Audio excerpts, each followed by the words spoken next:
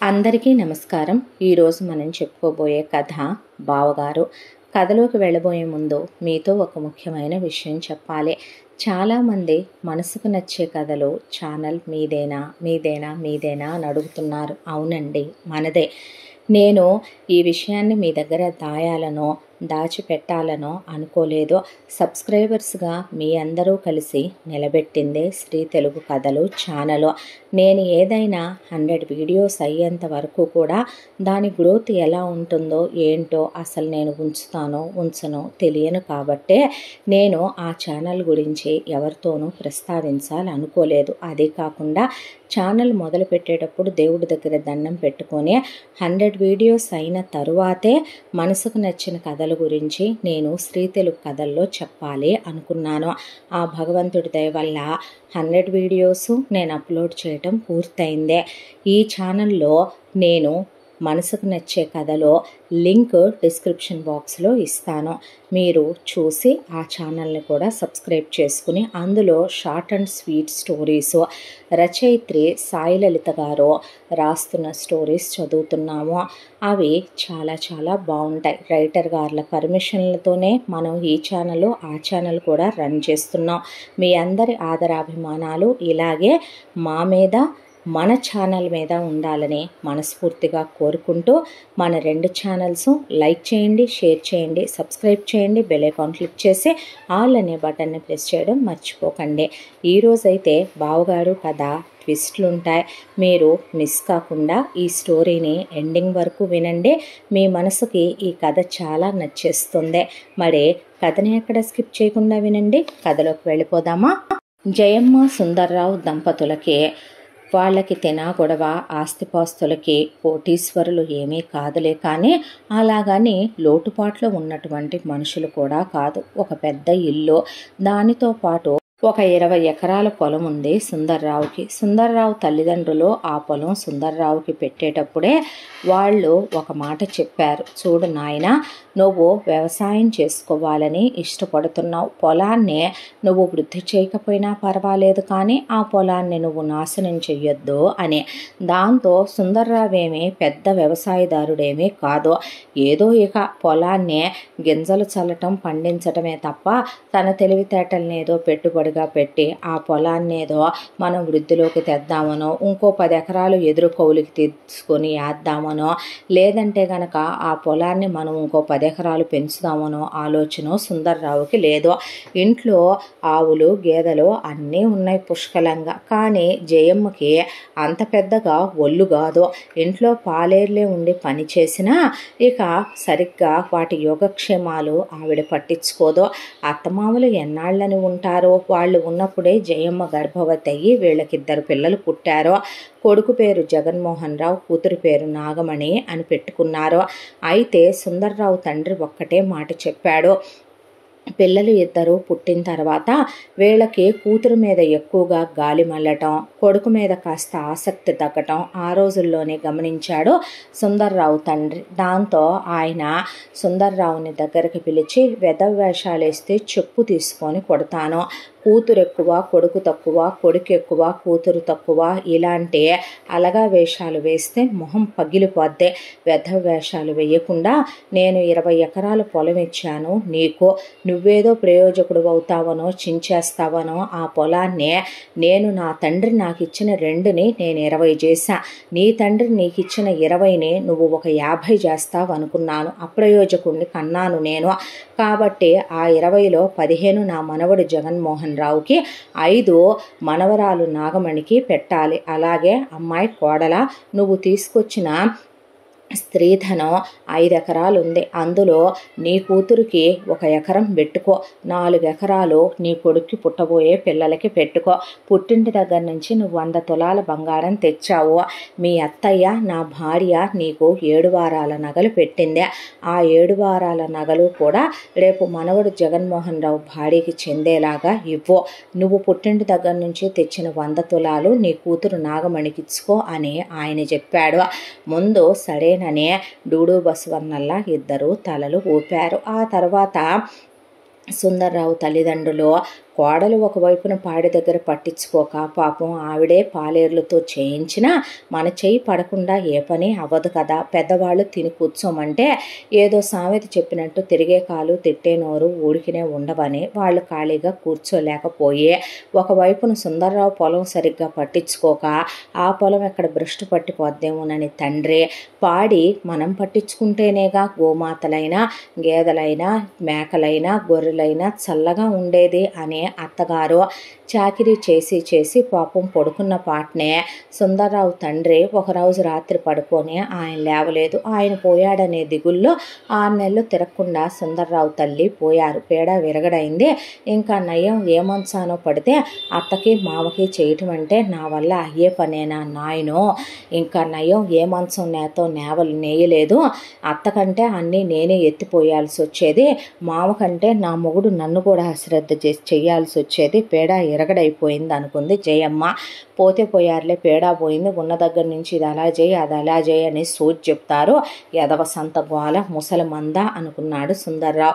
ఏంటో చాలామంది మర్చిపోతారు, మనం వాళ్ళ వయసుకి వెళ్తాం తప్ప వాళ్ళు మన వయసు దాటి వెళ్ళారనే విషయాన్ని, వాళ్ళు మన వయసులో నుంచే వెళ్ళి ఆ వయసు దాకా చేరుకున్నారనే.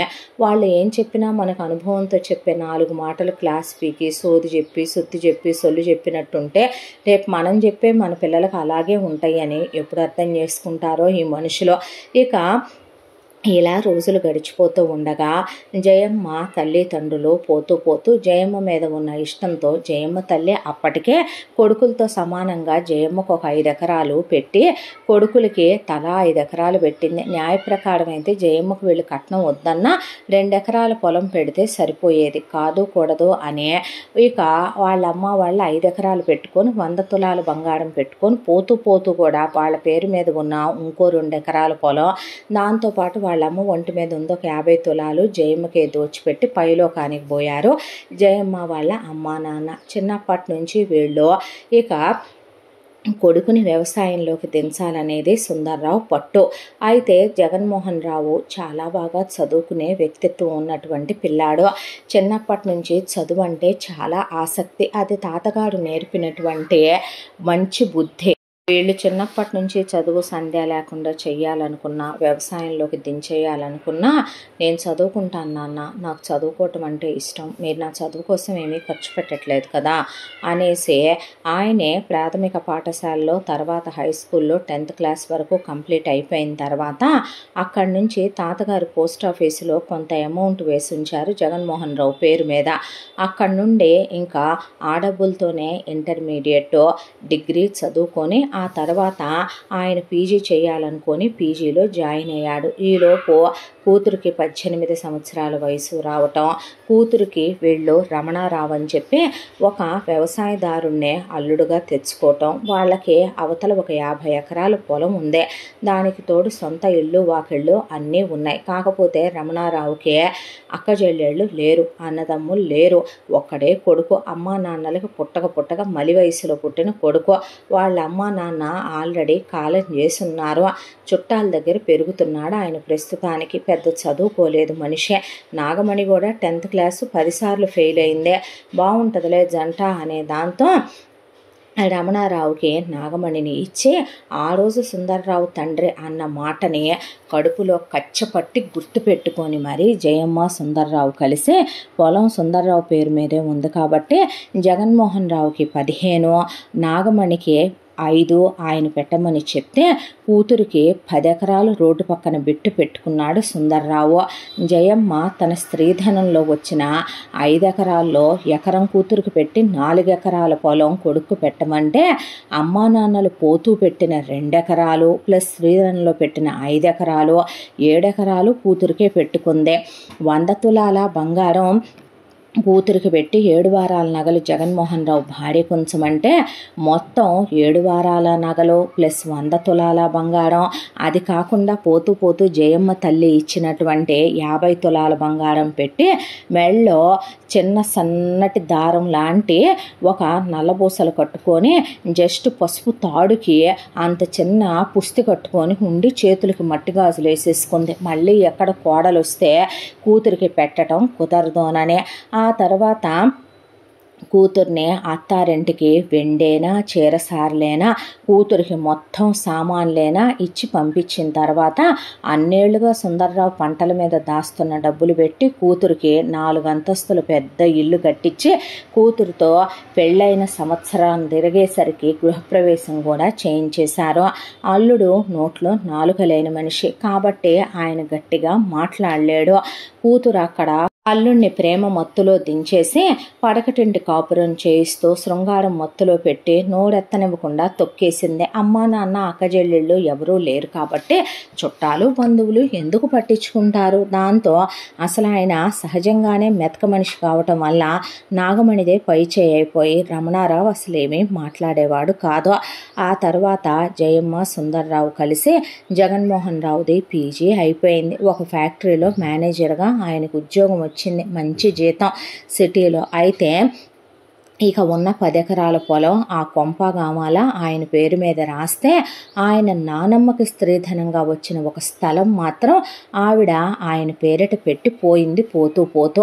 ఆ తర్వాత పెళ్లి చేసుకోవేమిట్రా అన్న తర్వాత సరేలేమనమని చెప్పి ఎవరినైనా ప్రేమించావా అంటే అలాంటిదేమీ లేదంటే వసుంధర అని ఒక అమ్మాయినిచ్చి జగన్మోహన్ రావుకి పెళ్లి చేశారు. వసుంధరకు 5 ఎకరాల పొలం స్త్రీధనంగా జగన్మోహన్ రావు కట్నం వద్దంటున్నా జయమ్మ సుందర్రావు కలిసి కట్నం లేకుండా చేసుకుంటే లోపాలున్నాయంటారు నీళ్ళు అని ఆయన నోరు మూయించి ఆవిడకి ఆ రోజుల్లోనే 7 వారాల నగలు పెట్టారు.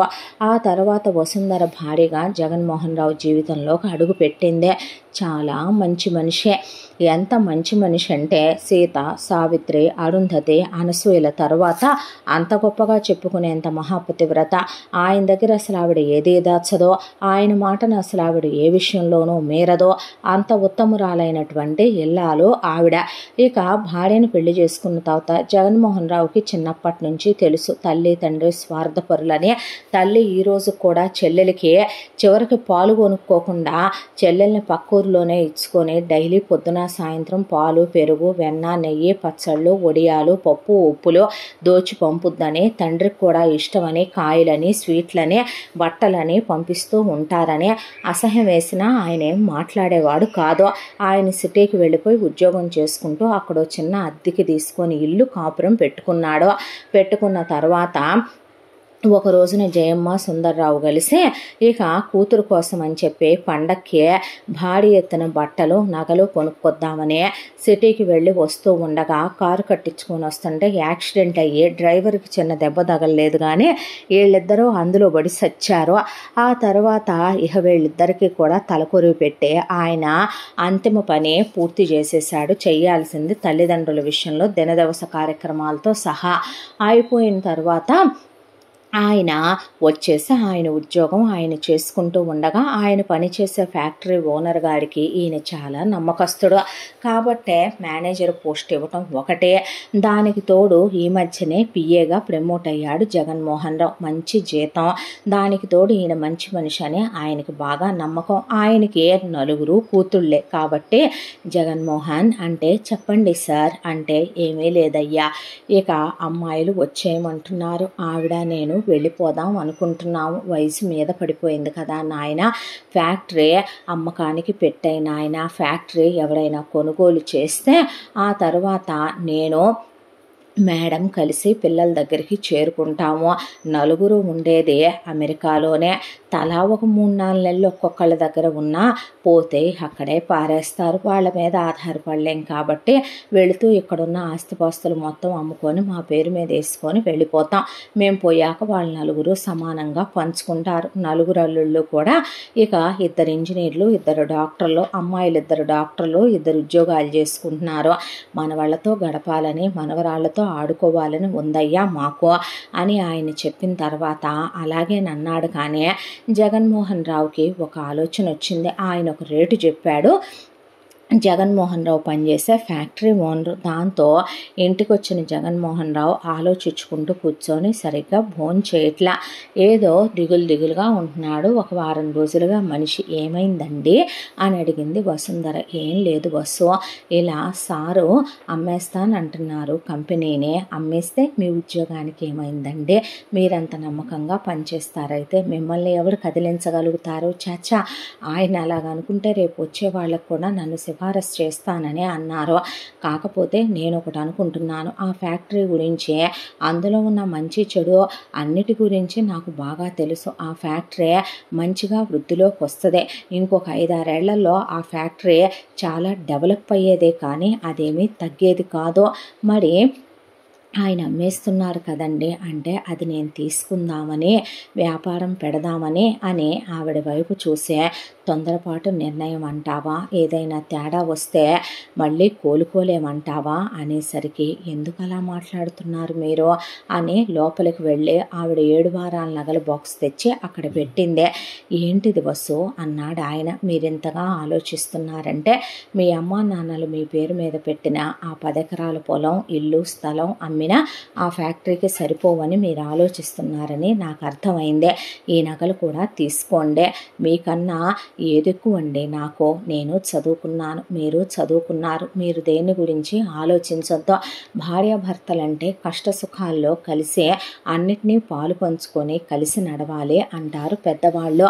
పర్వాలేదండి, ఒకవేళ లాభం వచ్చిందనుకోండి, నేను మన బిడ్డలే కదా అనుభవించి సుఖపడేదే. రేపొద్దున మీరన్నట్టు నష్టమే వచ్చిందే, ఏదైనా దెబ్బతిన్నాం అనుకోండి, మీరు చదువుకున్నారు, మీ ఉద్యోగం మళ్ళీ మీకు మంచిగా వస్తుంది. నేను చదువుకున్నాను, నేను ఉద్యోగం చేస్తాను. అంతకైతే గనక జీవితం ఇక్కడితోనే ఆగిపోవాలనుకుంటే ఎవరు పైకి రారులేండి అని ఆవిడ అన్నాక ఆయనకి ఆవిడని చూసి చాలా ముచ్చట అనిపించింది. భార్య అంటే అదే కదా సహధర్మచారిణి అంటే. కరణేషు మంత్రి అంటారు. కార్యేషు దాసిలాగా భార్య ఎప్పుడూ ఆయన గురించి ఆలోచిస్తూనే ఉంటుంది, ఆయన ఆరోగ్యం గురించి పట్టించుకుంటూనే ఉంటుంది. అలాగే కరణేషు మంత్రి అని భార్య ఎంత బాగా సలహా ఇవ్వగలదని ఆయన ఊహించలేదు. ఉన్నతంతా ఊడ్చి మొగుడు వ్యాపారం పెడతామంటే పుట్టింటి వాళ్ళని పిలిచి పంచాయతీ పెట్టే భార్యలను చూశాడు. కానీ అవసరమైతే నా స్త్రీధనం కూడా అమ్మేసి పెడుదురు కానీ మీరు వెనుకంజ వేయొద్దు అనే తన భార్య లాంటి వాళ్ళు ఎంతమంది ఉంటారో అనిపించింది. వెనక్కి తగ్గాలనిపించలేదు. దాంతోనే ఊళ్ళో ఉన్న ఇల్లు అమ్మేశాడు, నానమ్మ పెట్టిన స్థలం అమ్మేశాడు, తండ్రి పెట్టిన 10 ఎకరాల పొలం అమ్మితే చెల్లెలికి పెట్టింది రోడ్డు పక్కన పెట్టు, పాపం ఆయనకి పెట్టింది పల్లం పొలం లోపలికి ఉండటం వల్ల అనుకున్న రేటు రాలేదు పొలానికి. ఆ తరువాత భార్య నగలన్నీ తీసుకెళ్ళి అమ్మేశాడు. అమ్మిన డబ్బులు సరిపోలేదు. దాంతో ఏం చేయాలో అర్థం కాని ఆయన ఆలోచనలో పడితే ఆవిడ వెళ్ళే భర్త ఇలా వ్యాపారం పెట్టబోతున్నాడని పుట్టింటి వాళ్ళకి చెప్తే వాళ్ళెక్కడ ఒక మాట అంటారో ఆయన్నే అనే దాంతో మేము ఇక్కడ పొలం అమ్మేసి సిటీలో వేరే దాని మీద పెట్టుబడి పెట్టాలనుకుంటున్నాం నాన్నగారు, ఈ 5 ఎకరాల పొలం అమ్మేసుకుంటాను నేనని అమ్మి డబ్బులు తెచ్చిచ్చిందే. అయినప్పటికీ కూడాను ఒక 6 లక్షల రూపాయల డబ్బులు తగ్గినాయి. ఇంకా ఆ 6 లక్షల రూపాయల డబ్బులు ఉంటే గనక ఆ వ్యాపారం మొత్తం ఆయన పరం అయిపోద్ది. అయితే ఆయన ప్రాణ స్నేహితుడు, చిన్ననాటి స్నేహితుడు ఒక ఆయన ఉంటే, ఆయన పాపం చిన్న ఉద్యోగస్తుడు, గవర్నమెంట్ టీచర్. ఆయన 1 లక్ష రూపాయలు జగన్మోహన్ రావు బాధని చూసి ఆయన ఇవ్వగలిగింది ఆయన దగ్గర ఉన్నది అంతే ఆయన ఇచ్చాడు. ఆ తర్వాత ఇక 5 లక్షలు తగ్గినాయి. దాంతో జగన్మోహన్ రావు కూర్చొని ఆలోచించుకుంటుంటే ఆయనకి తల పనిచేయట్లేదు. ఎవరి దగ్గరైనా అప్పు తీసుకోవటం అంటే అది కరెక్ట్ పని కాదు, ఏం చూసి ఇవ్వాలి అని అడుగుతారో అప్పుడే కరెక్ట్గా చుట్టాల ఒక ఆవిడ భర్తను తీసుకొని ఇక్కడేదో పని మీద వచ్చి జగన్మోహన్ రావు వాళ్ళ ఇంటికి వచ్చి, జగను అంటే చెప్పత్తయ్యా అనేసరికి నీ చెల్లెలు దశ తిరిగిపోయిందిగా, మీ బావు పొలం 50 ఎకరాలు ఉంది కదా, మంచి రేటు వచ్చిందంట. ఎకరం అంతకుముందు 5-6 లక్షలు కూడా లేని పొలం ఎకరం 25 లక్షలకు పోయేంత రేటు పెరిగిపోయిందంట ఒక్కసారిగాను. మీ చెల్లెలకి ఎంతైనా మీ అమ్మ నాన్న బాగానే దోసిపెట్టారుగా. నీ పెళ్ళాం నోట్లో దువ్వగొట్టి మీ అమ్మ 7 వారాల నగలు, నీ చెల్లెలకి ఆ తర్వాత 100 తులాలు, మీ అమ్మమ్మ 50 తులాలు బాగానే పెట్టుకొని చీరాసార్లు వెండి బాగానే దోసిపెట్టుకుంది. బోల్డంత క్యాష్ పెట్టి 4 అంతస్తులు ఇల్లు కొనిపెట్టారు. నెయ్యి పోస్తే నెయ్యి ఎత్తేటట్టు 2 కార్లు కొనిచ్చారు. అబ్బో అట్టహాసంగా ఉంది నీ చెల్లెలి పని. నీ చెల్లెలికి పెట్టింది కూడా రోడ్డు పక్కన పొలం. మీ అమ్మ స్త్రీధనం 7 ఎకరాలు కూడా పెట్టుకుంది కదా. ఇప్పుడు దాని పరిస్థితి పైలా పచ్చిస్గా ఉందయ్యా అనేసరికి ఆయన విని నవ్వేసి ఊరుకొని ఎవరి అదృష్టం వాళ్ళదిలే అనేశాడు. అన్న తర్వాత ఆయనకు ఒక మాట అనిపించిందే, అదేదో పరాయి వాళ్ళ దగ్గర రూపాయి అడిగే బదులు చెల్లెల్నే అడిగి చూస్తే అనే దాంతో చెల్లెలు ఇంటి దగ్గరికి వెళ్ళాడు. చెల్లెలు లేదు, గుడికి వెళ్ళిందని చెప్పి చెల్లెలు భర్త రమణారావు రా బావా కూర్చో అని ఆయన సాధారణంగా ఆహ్వానించి కూర్చోబెట్టాడు. ఈయన్నే కూర్చోబెడితే ఏం బావా ఏంటి విశేషాలంటే, ఇలా వ్యాపారం పెట్టాలనుకుంటున్నాను బావా, నాకు ఒక 5 లక్షల రూపాయలు తగ్గాయి. నువ్వు కనుక ఆ 5 లక్షల రూపాయలు నాకు సర్దితే నోటు రాయమన్నా రాసిస్తాను. ఆ 5 లక్షల రూపాయలు వడ్డీతో సహా నేను నీకు కట్టే పూచి నాదే అని జగన్మోహన్ రావు చెప్తే, దాందే ఉందే మాకు ఏం లేదనే, భలేవాడివే అలాగే ఇస్తాను, ఒక వారం రోజులాగి రా బావా అని చెప్పాడు ఆయన. చెప్పిన తర్వాత జగన్మోహన్ రావు కాసేపు కూర్చొని ఇక ఆయన వెళ్ళిపోయాడు. వెళ్ళిపోయిన తర్వాత గుడికి వెళ్ళిన నాగమణి వచ్చి మొగుడు మీద ఇంతెత్తున విరుచుకు పడిపోయి, ఎవడమ్మా మొగుడు సొమ్మని ఇద్దామనుకుంటున్నావురా, నేను చెప్పానా నా పుట్టింటి వాళ్ళకి నిన్ను సాయాలు చేయమనమని, నేను చెప్పానా నాకు నా అన్న ఎక్కువ వాడికి ఇమ్మనమని, నేను చెప్పానా నీకు వాళ్ళకి వీళ్ళకి దోచి పెట్టమనమని, ఏదో దేవుడు దయ చూసి నేను చేసిన పుణ్యాలు పూజలు ఫలించి దేవుడు అలా ఎకరం 5 లక్షలు ఖరీదు చేయని పొలాన్ని 25 లక్షలకు వెళ్ళేలా చేస్తే, మా అమ్మ తన తెలివితేటలతో, మా నాన్న నా మీద ఉన్న ప్రేమతో వాళ్ళు నాకు బోల్డంత పెట్టిపోతే, నిన్నెవడు దానాలు ధర్మాలు చేయమన్నారు, పనికి మాలిన ఎదవా అనాథ కుక్క, అమ్మా బాబులు లేని నిన్ను నేను పెళ్లి చేసుకోవటమే ఎక్కువ, ఏమోలే పొలం కలిసిందే, చదువు సంధ్య లేని ఆమ్యామ్యగాడిపని ఊరుకుంటే అంత బలిసిందేందిరా నీ కొల్లు అని మొగుడిని కూసిన కూత కూయకుండా కూస్తే, అసలు నాగమణి గొంతు ఎంత రైఫిల్ గొంతు అంటే ఇంట్లో మామూలుగానే ఆ అందంటేనే సందు శివరోళ్ళకు కూడా వినపడుద్దే. మొత్తం ఆ సందులో వాళ్ళందరికీ వినపడ్డాయి ఆ మాటలు. వినపడే అన్నన్నా అని ముక్కు మీద వేలేసుకున్నారు వాళ్ళు. వారం రోజుల తర్వాత జగన్మోహన్ రావు పాపం చాలా ఆశతో వెళ్ళాడు. వెళ్తే రమణారావుని బావా అమౌంట్ ఇస్తావా, నోటు రాసిచ్చేనా అని అడిగాడు. అడిగితే ఆ మాటకి ఇద్దామని అనుకున్నాను బావా, అనుకోకుండా ఖర్చు వచ్చింది, 5 లక్షల రూపాయలు అటు ఖర్చు పెట్టాల్సి వచ్చింది అన్నాక, పర్వాలేదులే దాందేముంది అని పాపం ఆయనకి మనసు చివుక్కుమన్నా వేరే చోట ఎక్కడైనా ట్రై చేసుకుంటే పోద్దులేమ్మనమని చెప్పి అక్కడికి ఆయన ఏం మాట్లాడకుండా, సరే మరి నేను వెళ్ళిరానా అని తిరిగి వస్తూ ఉండగా, సిగ్గుండాలన్నయ్య, ఆడపిల్ల అత్తారింటికి వెళ్ళిపోయిన తర్వాత ఆడపిల్లే కానీ ఏడపిల్ల కాదు అని తెలిసి, పుట్టింటి నుంచి మనం ఆడపిల్లకి పసుపు కుంకాలు పెట్టి, మనం బంగారు వస్తువులు పెట్టి, మనం మంచి చెడు చూసి పురుళ్ళు పుణ్యాలు పోయాల్సింది పోయి, ఆడపిల్ల మీద పడి దోచుకు తినటానికి వచ్చావంటే ఏమనుకోవాలి? అదే మా అత్తమామలు ఉండుంటే గనక ఎంత అప్రతిష్ట మాట ఇదే. నేను లేని సమయం చూసి నా మొగుడు ఆమ్యామ్యగాడు అమాయకుడు కాబట్టి దోచుకు తిందామనుకుంటున్నావా పడే, అయినా నేనేమైనా నీ పెళ్ళాన్ని అనుకుంటున్నావా? అమ్మా బాబులకు కూడా చెప్పకుండా 7 వారాల నగలిచ్చే నీ పెళ్ళాం నీకు 5 ఎకరాల పొలం అమ్మి డబ్బులు తెచ్చిచ్చిందంటగా, సిగ్గు శరం ఉండాలి నీకు. నెత్తి మీద గుడ్డేసుకుంటే రేపొద్దున వీధిలో నుంచొని అడుక్కు తినాలి, ముష్టెత్తుకోవాలనేది కూడా లేకుండా అమ్మా నాన్నలు పెట్టిన 10 ఎకరాల పొలం, స్థలం, ఇల్లు నీ ఇష్ట ప్రకారం అమ్మేసి వ్యాపారాల్లో పెట్టడానికే. రేపొద్దున ఏదైనా నష్టం వస్తే గనక ఒక పూట భోజనం పెట్టగలను కానీ నా ఇంటి మీద పడి దోచుకు తిందామని, నా ఇంటి మీద పడి బతికేద్దామని అనుకోబాకు. పైగా నీ పెళ్ళాంతో చెప్పావంటగా వ్యాపారంలో ఏదో ఒకటి తేలేంత వరకు పిల్లల్ని కనబాకు అని రేపొద్దున ఇప్పుడు పుట్టే పిల్లల్ని ఆపుకుంటున్నారు. రేపు అసలు పుడతారో పుట్టరో గొడ్డుమోతోడు అవుతావేమో ఎవరికి తెలుసు అనేసరికి అప్పటిదాకా ఊరుకున్న ఆయన కోపం కట్టలు తెంచుకొని చెల్లెల్ని నోరు మూస్తావా అని ఆయన చెయ్యెత్తేపాటికి ఊరుకో బావా అని రమణారావు ఆపితే నీ చేతగాని తనంతో నువ్వు నష్టపోయేది చాలా ఉంటుంది రమణారావు, అది నీకు ఇప్పుడే తెలియదు. ఏమే నువ్వు ఆడదానివేనా, ఆడపుట్టకే పుట్టావా? చిన్నప్పటి నుంచి కొంపలెమ్మటి ఎల్లమ్మ సోది పుల్లమ్మ సోదే కూర్చొని అమ్మ పక్కన పనికి మాలిన చెత్తవాగుడంతా వాగుతూ దున్నాపోతు తిన్నట్టు తిని గుమ్మాలకు అడ్డంగా బలిసి చదువు సంధ్య లేకుండా ఎందుకు పనికి రాకుండా 10th క్లాస్ 10 సార్లు ఫెయిల్ అయిన నువ్వు వాళ్ళు ద్రోహబుద్ధితో స్వార్థ బుద్ధితో తాతయ్య నాకెంత పెట్టమన్నాడు నీకెంత ఇమ్మనమన్నాడు నువ్వేదో వాళ్ళను ఉద్ధరిస్తావనే దాంతో నీచంగా దిగజారిపోయిన బుద్ధితో చచ్చెక్కడున్నారో కాండ్రిచ్చి ఉమ్మాలనిపిస్తుంది. అమ్మా నాన్నలని చెప్పుకోవాలంటేనే అసహ్యం వేసేంత దిగజారిపోయారు మన అమ్మా బాబులు. నీకు ఎవరిని అడిగి వాళ్ళు పెట్టారే 5 ఎకరాల పొలం పెట్టమంటే రోడ్డు పక్కన 10 ఎకరాల బిట్టు, దానికి తోడు అమ్మమ్మ వాళ్ళు పెట్టిన స్త్రీధనం, దానికి తోడు అమ్మమ్మ వాళ్ళు పెట్టిన నగలు, నానమ్మ వాళ్ళు పెట్టిన నగలు, నీకు ఈ 4 అంతస్తుల ఇల్లు కట్టించింది మనమ్మ నాన్నలేననే ఆ 2 కార్లు వాళ్ళు బిచ్చం వేసినవన్నీ మర్చిపోయాననే నువ్వు అనుకోకు. నా భార్యకి ఏమైనా నగలు పెట్టారా? మరి ఆ లెక్క ప్రకారం నీ నగల్లో నా పెళ్ళానికి వాటా రావాలి కదే. ఎవరిని అడిగి పెట్టారు మరే? ఆ పొలం ఎవరిష్ట ప్రకారం పెట్టారు మరే? ఎవరిష్ట ప్రకారం తల్లి ఆస్తులో కొడుకు కూడా ఉంటుంది కదా వాటా.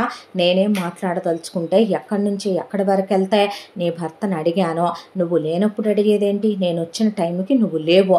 నీ భర్త ఏం పని మీద వచ్చావు అని అడిగాడు, చెప్పాను.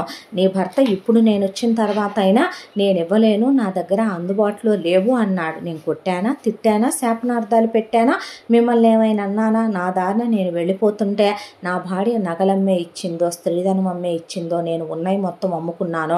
ఆ అమ్మ అబ్బలకేగా మేము పుట్టిందే కాబట్టేగా మాకిచ్చినయే మేము అమ్ముకున్నాం, కానీ మేమెవడి దగ్గర అడిగి తీసుకోలేదుగా. పెద్దవాళ్ళు అందుకే అంటారేమో అలిగి అత్తగారింటికి చెడి చెల్లెలింటికి ఏ రోజు వెళ్ళకూడదనే.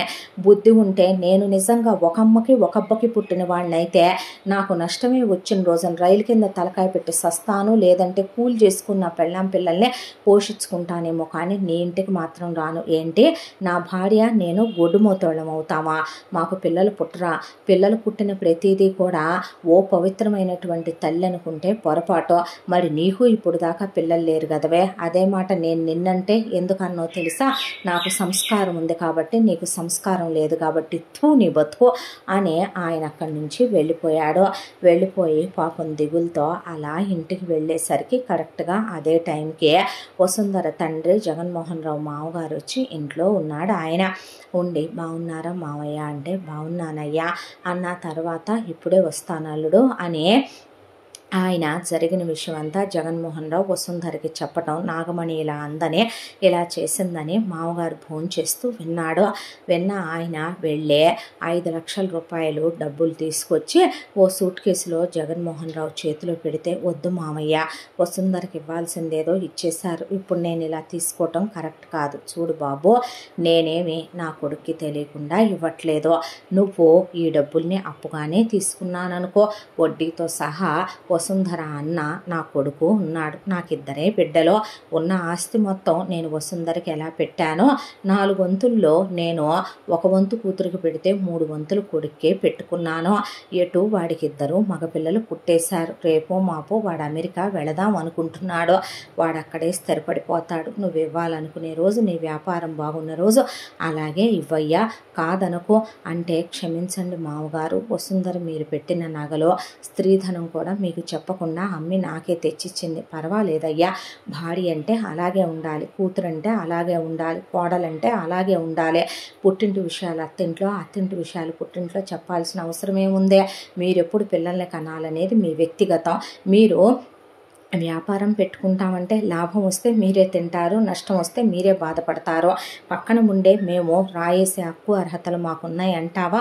నీ మీద నాకు నమ్మకం ఉంది అల్లుడు, నువ్వు ప్రయోజకుడు అవుతావని దీవించి ఆయన వెళ్ళిపోయాడు. ఆ తర్వాత జగన్మోహన్ రావు ఇక మొత్తం డబ్బులు కట్టి వ్యాపారం ఆయన తీసుకున్నాడు. నిద్రాహారాలు మానే 3 సంవత్సరాల పాటు పగలనక రాత్రనక తిండి తిప్పలు లేకుండా కష్టపడి దాన్ని టాప్ 10 ప్లేస్లోకి తీసుకొచ్చి నుంచోపెట్టాడు. ఆ తర్వాత ముందు లాభాల మీద నుంచి డబ్బులు తీసుకెళ్ళి ఆయన బావమరిది అప్పుడే అమెరికా ప్రయాణమై వెళ్ళబోతున్నాడు. ఆయన జగన్మోహన్ రావు అత్తామామలిద్దరూ పుణ్య దంపతులు. పడుకున్న పాటనే అలా దేవుడి ప్రవచనాలు వినొచ్చు పడుకున్నోళ్ళు పడుకున్నట్టే పోయారు. వాళ్ళు చనిపోయారని అమెరికా నుంచి వచ్చాడు వసుంధర అన్నయ్య. ధనదవస కార్యక్రమాలు అయిపోయాక జగన్మోహన్ రావు ఆయనకి మామగారు ఇలా 5 లక్షల రూపాయలు ఇచ్చారని, ఆ 5 లక్షల రూపాయలకు ఇంకొక 5 వడ్డీతో కలిపి 10 లక్షల రూపాయలు తీసుకో బావా అని చేతిలో పెడితే, ఆ మాటకి ఏం మాటలు బావా ఇవి, మాకేమి లేదనే నాన్న 3 వంతుల ఆస్తి నాకే పెట్టాడు. అమెరికాలో మేమిద్దరం బోల్డ్ అంత సంపాదిస్తున్నాం. నాకున్నది 2 మగపిల్లలే. నా చెల్లెలకి నేనెప్పుడూ ఏ ఖరీదైన బహుమతి ఇవ్వలేదు, నేను ఇవ్వబోయినా అది తీసుకోలేదు. అవును అన్నయ్య, నిజం చెప్పాలంటే అందరూ ఆడపడుచు కట్నాలు లాంఛనాలు గుంజే రోజున కూడా అత్తమామలు రూపాయి ఆడపడుచు లాంఛనాలు ఇవ్వనివ్వలేదు. తర్వాత మీ పెళ్లిలో మా అమ్మగారోళ్ళు మేము పెట్టాలనుకున్నా వద్దన్నారు. అలాంటిదే మీకు మేమిచ్చింది ఎక్కువని మేము ఎలాగనుకుంటామో అని వసుంధర వదిన అన్న, వద్దమ్మా, మీరు ఇవ్వాల్సిందేదో పెళ్లిలో ఇచ్చేశారు. అసలు నేను కట్నమే వద్దన్నాను. ఆ రోజున మా అమ్మ నాన్నలో నన్ను మాట్లాడనివ్వలేదు. వాళ్ళు మౌనం వహించి మరి కట్నాలు గుంజారు. మంచు చెడు నా భార్య వరకు నేను తీసుకున్నాను. నేను అందుకే ఇప్పుడు హాఫ్ ఆఫ్ ద షేర్స్ నా ఫ్యాక్టరీలో నా భార్య పేరు మీద పెట్టుకున్నాను. నేను ఇంకా ఇలా తీసుకోవటం కరెక్ట్ కాదమ్మా అని ఆయన అన్న తర్వాత బావమరిది వాళ్ళు ఆయన ఇచ్చిన డబ్బులు తీసుకొని అమెరికాకి వెళ్ళిపోయారు. ఆ తర్వాత ఇన్నేళ్లుగా వీళ్ళు పిల్లల్ని కనలేదు కాబట్టి పెద్దదే 4 అంతస్తుల ఇల్లు కట్టించాడు జగన్మోహన్ రావు. ఇంటి ముందు కార్లు, ఇంట్లో పనివాళ్ళు అందరూ వచ్చాక వసుంధర గర్భవతి అయ్యానని చెప్పింది ఆయనకి. ఆ తర్వాత 9 నెలలు తిరిగేసరికి వసుంధరకి ఆయన పుట్టింటి వాళ్ళు అత్తింటి వాళ్ళు లేరు కాబట్టి గ్రాండ్గా ఆయన సీమంతాలు చేయించి వసుంధర అన్న వదిన అమెరికా నుంచి బోల్డ్ అని గిఫ్ట్లు పంపించి కొడుకు పుట్టాడు. పుట్టిన పిల్లాడి పేరు జై అనే ఒకే అక్షరం వచ్చేలా పెట్టాలన్నది ఆయన కోరిక. జై అని పెట్టుకున్నాడు. పెట్టుకున్న తర్వాత చాలా ముద్దుగా బాబు చాలా అందంగా ఉన్నాడు. ఆయన గుండెలకి హత్తుకొనే రేపు వీడు నా వారసుడు, నా తర్వాత నా అంత గొప్పవాడు అవ్వాలి వసు అన్న తర్వాత చెల్లెలు ఒకానొక రోజున అంద కదా, నగా నట్రా అమ్మేశావు, అడుక్కుంటారేమో రేపొద్దున మీరు అని అంద కాబట్టి ఆవిడకి ఈ నగ ఉంది ఈ నగ లేదు, ఈ చీర ఉంది ఈ చీర లేదు అనుకోకుండా బొచ్చడు చేయించేశాడు ఆయన. రోజు ఆవిడని పట్టు చీరలే కట్టుకోమనే, మెండెండా నగలేసుకోమని. ఏమిటండి ఇదే, ఏమనుకుంటారు, ఉన్నాయి కాబట్టి వేసుకొని కులుకుతుంది అనుకుంటారు, ఉన్నాయి కాబట్టి వేసుకో. ఈరోజు నీ భర్త పనివాడు కాదు, నీ భర్త యజమాని, నీ భర్త చేతుల కింద కొన్ని వేల మంది కార్మికులు బ్రతుకుతున్నారు, తప్పే ఉంది వసు వేసుకుంటే అనేవాడు ఆయన.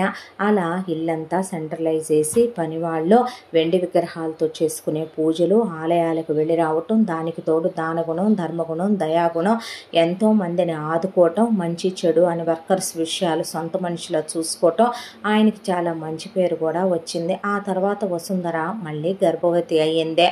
ఒకవైపున ఆవిడ పూజలు వ్రతాలు ఎక్కువగా చేయటం, ఆయన వ్యాపారం టెన్షన్లో ఉండటం, బాబు చిన్నవాడు కావటం, దానికి తోడు ఆవిడకి కాస్త పట్టించుకొని చూసేవాళ్ళు లేకపోవటంతో ఉన్నట్టుండి మనిషి కళ్ళు తిరిగి పడిపోయి బ్లీడింగ్ అవుతుందని హాస్పిటల్లో తీసుకెళ్తే డాక్టర్స్ మిస్క్యారేజ్ అబార్ట్ అయిందని, దాంతోపాటు యూట్రస్కి ఇన్ఫెక్షన్ వస్తే తీసేస్తామని, ఇంకా పిల్లలు పుట్టరని చెప్పేపాటికి పర్లేదులేండి చాలు అంటే ఆడపిల్ల పోయింది అని డాక్టర్స్ అన్నారు. అనేసరికి బహుశా అది నా చెల్లెల్లాంటిది అవుద్దేమోనని, ఇంకో నాగుపాము కాకూడదని చెప్పి దేవుడే ఇలా చేసేసాడేమోలేండి అని అనుకున్నాడు జగన్మోహన్ రావు ఆవిడ కూడా ఇంకా విషయం వదిలేసే కొడుకు మీదే పంచి ప్రాణాలు పెట్టుకొని పెంచుకోవటం మొదలుపెట్టారు. చిన్నప్పటి నుంచి పిల్లాడిని ఆయన ఎంత ఫ్రెండ్లీగా దగ్గరికి తీస్తాడో అంత క్రమశిక్షణగానో రేపొద్దున అన్నీ నువ్వే చూసుకోవాలని చెప్పి అంత పద్ధతిగా ఆయన ఆవిడ మంచితనం నేర్పుతూ మరీ పెంచుకొచ్చారు పిల్లాడినే. కాలచక్ర ప్రవాహంలో రోజులు నెలలు సంవత్సరాలు గడిచిపోతూ Jaganmohan Rao top most highest ఇండస్ట్రియలిస్టుల్లో ఒకడయ్యాడు. కోట్ల రూపాయల ఆస్తులు సంపాదించాడు. పిల్లాడు చాలా బాగా ఎదిగేసే పిల్లాడిది 10th అయిపోయింది, ఇంటర్ అయిపోయింది, ఇంజనీరింగ్కి వెళతాను డాడీ అన్న తర్వాత ఇంజనీరింగ్ కాలేజ్లో జాయిన్ చేసేసరికి పిల్లాడు ఇంజనీరింగ్ 3rd ఇయర్ కూడా వచ్చేసాడు. వచ్చేసిన తర్వాత ఒక రోజున జగన్మోహన్ రావు ఎంత బిజీగా ఉన్నా ఫ్యామిలీకి టైం కేటాయించడం ఆయనకున్న హాబీ. ఆయన కూర్చొని ఇంట్లో భార్య కొడుకుతో మాట్లాడుతూ ఉండగా జై చాలా సరదాగా జోకులు వేస్తూ వాళ్ళమ్మతో తెగ మాటలు చెప్తూ వాళ్ళ నాన్న ఒళ్ళో పడుకొని తెగ కబుర్లు చెప్తూ ఉంటాడు. ఒక్కడే కొడుకు కాబట్టి పంచి ప్రాణాలు పిల్లాడంటే వాళ్ళకే. డోర్ బెల్ మోగిందని పనమ్మాయి వెళ్ళి తలుపు తీస్తే ఇక భుజం చుట్టూ పవిట కప్పుకొని ఈ జగన్మోహన్ రావు చెల్లెలు నాగమణి తన 2 కూతుళ్ళని కొడుకుని వెంట పెట్టుకొని అక్కడికి వచ్చింది. వస్తే దాడి తప్పు వచ్చావేంటే అని అడిగాడు జగన్మోహన్ రావు. అడిగితే ఏమీ లేదన్నయ్య, నీకు ఒకటి చెప్పాలి ఒకటి అడగాలి అంది. ఏంటది అన్న తర్వాత అలా కూర్చోవస్సు అని ఆయన పక్కన కూర్చోబెట్టుకున్నాడు వసుంధరని. ఆవిడ కట్టిన పట్టు చీర, పెట్టిన వజ్రాల మెట్టెలు, కాళ్లకున్న వజ్రాల పట్టీలు, మెళ్ళో ఆవిడ వేసిన నగలు, చేతులకున్న గాజులు. ఇక తెగ చూస్తూ ఉండగా పిల్లాడిని లోపలికి వెళ్ళమనమంటే నాకు బయట పనుందని వెళ్ళిపోయాడు జై. జై వైపు అలా కింద నుంచి పైకి చూస్తూ కూర్చున్నారు నాగమణి కూతుళ్ళు. ఆ తర్వాత ఏంటి విషయం అంటే ఏమీ లేదన్నయ్య, ఆయన మంచాన పడ్డాడు. ఉన్న పొలం మొత్తం హారిత కర్పూరం అయిపోయింది. ఉండే ఇల్లు తప్ప ఏమీ మిగల్లేదు. ఇప్పుడు చూస్తేనేమో ఆడపిల్లలు 2 బరువై కూర్చున్నారు. మగపిల్లాడి చదువు ఇంకా అలాగే ఉంది. నీకు ఈ విషయమే చెప్దామనుకున్నాను. అంత ఆస్తిపాస్తులు ఏమైపోయినాయే అని అడిగాడు జగన్మోహన్ రావు. ఖర్చులుండవా అన్నయ్య, నేను అల్లాటప్పాగా పిల్లల్ని పెంచే తల్లినేమీ కాదు కదా. వాళ్ళ దర్జాలకి దర్పాలకి ఏమీ తక్కువ కానివ్వకుండా వాళ్ళకి వాళ్ళు అడిగిన దానికన్నా ప్రతిదీ ఎక్కువ ఇస్తూనే పెంచుకొచ్చాను. కాస్తా కూస్తా చెప్పు అనేపాటికే ఆయనకు అర్థమైందే. చెల్లెలు చేసిన దుబారాకి బావ 50 ఎకరాల పొలం, అమ్మ పెట్టిన స్త్రీధనం 7 ఎకరాలు, నానబెట్టిన 10 ఎకరాలు మొత్తం హారత కర్పూరం స్వాహా అయిపోయినాయి అని. ఇక ఎచ్చుకోలు పనులు ఇలాంటి దుబారా మనుషులకి ఎంత ఇస్తే మాత్రం ఏమాగుతాయి అనుకున్నాడు ఆయన. నగలు మొత్తం కూడా పోయి మెళ్ళో తాళి గొలుసు నల్లబోసలు తప్ప ఏమీ మిగలలేదు నాగమణికి. ఆ తర్వాత మరి చెప్పాలనుకున్న విషయం ఏంటి అంటే ఏమీ లేదన్నయ్య, నీ కొడుకు ఇంజనీరింగ్ 3rd ఇయర్కి వచ్చాడు కదా, ఇది నా పెద్ద కూతురు, దీన్ని ఇంజనీరింగే చదివిస్తున్నాను. వాటితో పాటే చదువుతుంది 3rd ఇయర్. వీళ్ళిద్దరికీ పెళ్లి చేస్తే నీ మేనగోళ్లే నీ ఇంటికి కోడలవుద్దా అన్నయ్య. ఆ తర్వాత మన 2 కుటుంబాలు కలిసిపోయినట్టుంటదని అనేసరికి నీకు విషయం చెప్పనా, ఒక రోజున ఒక 5 లక్షల రూపాయలు నాకు ఇవ్వాలంటేనే నువ్వు నన్ను నమ్మలేకపోయావు. దానికి తోడు అలాంటిది పుట్టింటి పిల్ల ఆడపిల్లే కానీ ఏడపిల్ల కాదు అన్నావు. దానికి తోడు నానా మాటలు అన్నావు. నేను అడుక్కు తింటానన్నావు, వీధిని పడతానన్నావు, గొడ్డుమూతోడిని అవుతానన్నావు. ఆ భగవంతుడి దయతలిచి నాకు వారసుని ప్రసాదించి వ్యాపారంలో పైకొచ్చాను. లేకపోతే ఈ రోజున నువ్వు నా గడపలోకి వచ్చుండేదానివా? నీ ఎచ్చులకి, నీ డాబులకి, నీ దర్పాలకి, నీ దర్జాలకి కడిగిపోయింది ఆస్తే. స్వార్థ బుద్ధితో నీకు పెట్టారు అమ్మా నాన్న.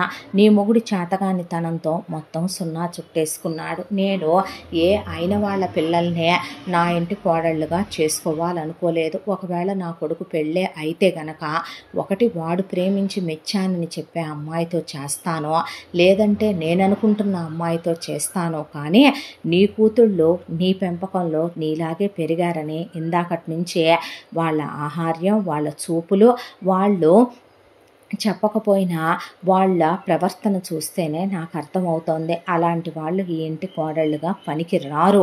ఎందుకంటే ఈ ఇంటి కోడళ్ళుగా వచ్చేవాళ్ళు నా భార్యలా ఉండాలి. లేకపోతే ఈ ఇంట్లో వాళ్ళు కలవనూ లేరు, ఈ ఇంట్లో వాళ్ళు మింగిలై ఉండనూ లేరు.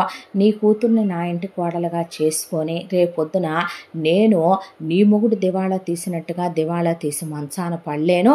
నా కొడుకున్న ఫ్రస్ట్రేషన్కి నీ కూతురు తలకాయ పగలగొట్టేసి విడాకులు ఇచ్చే రకమే తప్ప నా కొడుకు నీ మొగుళ్ళలాగా సర్దుకుపోయే రకం కాదు. కాబట్టే పుట్టిల్లు వెతుక్కుంటూ వచ్చావు. నీతో నాకు పగ పెట్టుకోవాలని లేదు, స్వార్థం వద్దు.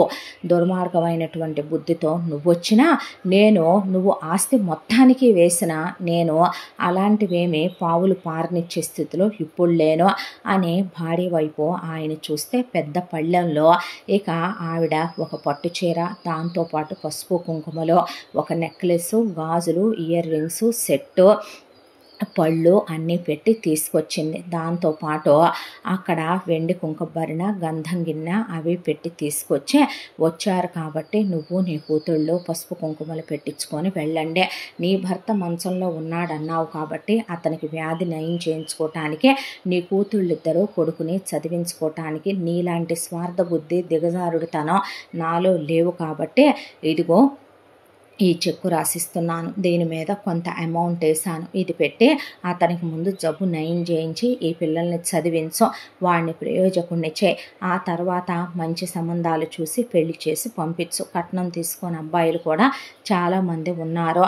కొడుకు తక్కువ కూతుళ్ళు ఎక్కువ అని అమ్మ చేసినట్టుగా నువ్వు చెయ్యకో. కాండ్రించి ఉమ్ముతారు నిన్ను అనేపాటికి నాగమణి కొడుకు కింద నుంచి పైకి చూశాడు నాగమణి వైపు.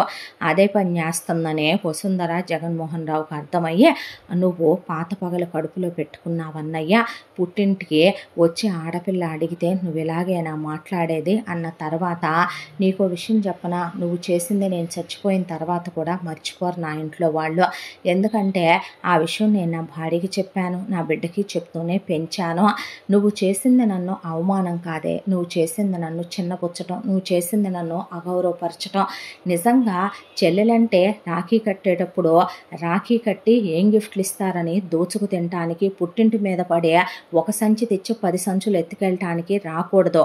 చెల్లెలంటే ఏంటో తెలుసా, అన్నయ్య కష్టకాలంలో నువ్వు నాకే కాదు నేను నీకు తోడున్నానని చెప్పగలిగి ఉండాలి. నేను ఆ రోజు నీ దగ్గర డబ్బులు అప్పుగా అడిగాను, నేను నీ దగ్గర డబ్బులు ఆత్మాభిమానాన్ని చంపుకొని నువ్వు ఊరికినే ఇచ్చినా తీసుకునే మనిషిని కాదని నీకు తెలిసే నువ్వు అలా చేసావు. జరిగిందేదో జరిగిపోయిందే, అనవసరమైన విషయాలు అనవసరం, పెట్టాల్సింది పెట్టించుకొని తలుపట్టుంది, నువ్వు వెళ్ళు అన్నాడు ఆయన. తీసుకొని ఇంతలో మొహం పెట్టుకొని వెళ్ళిపోయింది నాగమణి. ఆ తర్వాత వసుంధర జై బయటికి వెళ్ళి రాగానే వంటగదిలో కౌంటర్ టాప్ మీద కూర్చుంటే దోశలు పోస్తూ, మీ నాన్న నన్ను నగలేసుకోమంటే మీ అత్త ఎలా చూసిందో తెలుసారా అనేపాటికే, ladies will be ladies mummy, ఎన్ని యుగాలు తరాలు మారినా వదిన ఆడపడుచులు అత్తా కోడళ్ళు అనే కాంట్రవర్సీలు ఎవ్వరూ తీసేయలేని అని నవ్వుతూ, మరే నాన్న ఇన్ని నగలేసుకున్నానని కొర్రా చూసిందిరా నా వైపు. మీ నాన్న ఇలా అడిగారనేపాటికి ఈ రోజు కోసం నాన్న ఎన్ని సంవత్సరాల నుంచి ఎదురు చూస్తూ ఉండుంటారో తెలుసా మమ్మీ. ప్రతి ఒక్కళ్ళకి ఇలాంటి ఒక రోజు రావాలని కోరుకుంటారమ్మా. నాన్న కష్టపడి పైకొచ్చారు కదా, ఆ రోజు అత్తయ్య అవమానించింది కదా, కాబట్టి అదే అత్తయ్య నా దగ్గరికి రాకపోద్దా, వచ్చినప్పుడు నేనేంటనేది చూపించకపోతానా అనే ఈరోజు తన దగ్గర మనీ ఉంది కాబట్టే ఫోన్లే వాళ్ళకి హెల్ప్ చేసి మంచి చేశాడుగా. అయినా నాకు అలాంటి ఉద్దేశాలేమీ లేవు మమ్మీ, వాళ్ళ అమ్మాయిల్ని చేసుకోవాలనో నేను అవేవి అనుకోవట్లేదమ్మా అంటే, నీ ఇష్టం లేకుండా నాన్న చేస్తారేమిట్రా అంది ఆవిడ. నవ్వేశాడు జై. ఆ తర్వాత అమ్మ కొడుకులు చెప్పుకోవటం చూసి ఆయన నవ్వి పక్కకి వెళ్ళిపోయాడు. ఆ తర్వాత జై కాలేజీకి వెళుతూ ఉండగా జై 3rd ఇయర్కి వచ్చే జస్ట్ ఒక 10 రోజులే అయ్యింది. జూనియర్స్ ఇంకా జాయిన్ అవుతూనే ఉన్నారు. అలా జాయిన్ అవుతూ ఉన్న వాళ్ళల్లో వీళ్ళు సీనియర్స్ కాబట్టి వచ్చే వాళ్ళని ర్యాగింగులు గట్రా చేయకూడదు కాబట్టి చిన్న టీజింగ్ అది చేస్తూ, మీ పేరేంటి, మీ ఊరేంటి అనే వాళ్ళని అడుగుతూ అలా చేయండి ఇలా చేయండి అని చిన్న మోనో యాక్షన్స్ లాంటివి అవి చేయిస్తుంటే జయ అక్కడే కూర్చొని ఉంటే ఎవరో ఒక అమ్మాయి చూడటానికి చాలా ఇన్నోసెంట్గా అనిపించింది. లంగా ఓణి వేసుకొని ఆ అమ్మాయి గుడికెళ్ళి వస్తున్నట్టుందే. గడ్డం నిండా గంధం పూసుకొని, ముఖాన విభూది, గంధం, కుంకుమ ఇన్ని బొట్లు పెట్టుకొని, ఎంత పొడవు జడ వేసుకొని, జడ కుప్పెలేసుకొని, కాళ్ళకి పట్టీలు, ఆ తర్వాత నడుం గొలుసు, చేతుల నిండా మట్టి గాజులు వేసుకొని, నగలేసుకొని చూడటానికి చాలా హోమ్లీగా పల్లెటూరు అమ్మాయిలాగా అనిపించింది. ఫ్రెండ్స్ ఆ అమ్మాయిని ఇక ఆ డ్యాన్స్ చేయి, ఈ డ్యాన్స్ చేయి అంటూ ఉండగా ఆ అమ్మాయి అలా బిత్తరగుడ్లు వేసుకొని చూస్తా నుంచునేసరికి ఎందుకో ఆ అమ్మాయిని చూడగానే ఓ సాఫ్ట్ కార్నరు, ఎందుకో ఆ అమ్మాయిని చూడగానే సిటీలో అంతమంది అమ్మాయిలే తను చూస్తూనే పుట్టి పెరిగాడు. తను చదివేది చాలా పెద్ద కాలేజ్ అయినప్పటికీ ఆ అమ్మాయి ఎందుకో చాలా స్పెషల్గా ఇంట్రెస్టింగ్గా అనిపించి నచ్చేసింది జైకే. ఏం లేదులే వెళ్ళు నువ్వు క్లాస్కి అనేసరికి అలాగే అని ఆ అమ్మాయి పరిగెత్తుతుంటే బాగుంది కదూ అనేసరికి మేము నచ్చంరా నీకు, క్లాస్లో ఉన్న క్లాస్మేట్స్ ప్రతి ఒక్కడు జూనియర్లే కావాలంటాడే, దట్టు ఫస్ట్ ఇయర్ బ్యాచ్ రా, మరీ టూ మచ్గా లేదో, మేము అందుకే జూనియర్ ఎదవల్ని చూసుకుందాం అనుకుంటున్నాం చా అన్నారు అబ్బాయిలు. మాకు రైట్ ఉందే, అబ్బాయిలు అమ్మాయిల కన్నా పెద్ద ఉండొచ్చు, చా అమ్మాయిలు పెద్ద అయినా అబ్బాయిలు కూడా చేసుకుంటున్నారు తెలుసా, పెద్ద పెద్ద సెలబ్రిటీలు చేసుకుంటున్నారు తెలుసా అనేసారు అమ్మాయిలు. ఆ తర్వాత 4-5 సార్లు క్యాంటీన్ దగ్గర కనిపించడం, పార్కింగ్ దగ్గర కనిపించడం, అలా ఆ అమ్మాయి నచ్చేసింది జైకి. ఆ అమ్మాయి వివరాలు కనుక్కుందామని పద్దాకా ఆ జూనియర్ల క్లాసుల దగ్గరే తిరుగుతూ, ఆ అమ్మాయి పేరు అనూష అని, ఇంజనీరింగ్ ఫస్ట్ ఇయర్ స్టూడెంట్ అని, ఇక హాస్టల్లో ఉంటుందని, ఇవన్నీ వన్ బై వన్ తెలుసుకుంటే ఎప్పుడు చూసినా ఇక అక్కడే తిరుగుతావా, మన క్లాస్ గురించి ఏం పట్టించుకోవేంట్రా అనే పాటికి ఊరుకోండి అలాంటిదేమీ లేదులే అనేసరికి నమ్మమంటావైతే మమ్మల్ని అన్న తర్వాత ఒక రోజున ఎంతైనా సీనియర్ కాబట్టి మోకాళ్ళ మీద కూర్చొనో లేదంటే ఇక ఇంకోలానో ప్రపోజ్ చేయలేడు కాబట్టి ఇక ఆ అమ్మాయిని ఒక రోజున ఎట్రా అని పిలిచాడు. ఏంటి సీనియర్ అని వస్తే ఆ అమ్మాయిని ఎదురుగా నుంచొని నేను నీకన్నా 2 years సీనియర్ని తెలుసుగా, తెలుసు అన్న తర్వాత నేను నీ ముందు ఇప్పుడు మోకాళ్ళ మీద కూర్చొని బెగ్ చేస్తున్నట్టు నేను నీకు ప్రపోజ్ చేయలేనులే, కానీ ఐ లవ్ యూ, నువ్వు నాకు నచ్చావు, లవ్ చేసుకుందామా అని అడిగితే ఏంటి నువ్వా నన్నా లవ్వా అని అడిగేపాటికి నేనే నిన్నే లవ్వే, నువ్వు లవ్ చేయటానికి పనికిరావా అనేపాటికే అని అలాగే నుంచుంటే నమ్మబాకు మామా ఇప్పుడు ఇలాగే ఉంటారా, కరెక్ట్గా 1 year గడిచిపోని దీని అంకమ్మ నెక్స్ట్ ఇయర్కి వచ్చేపాటికి ఈ ఏమీ ఉండవు నాన్న,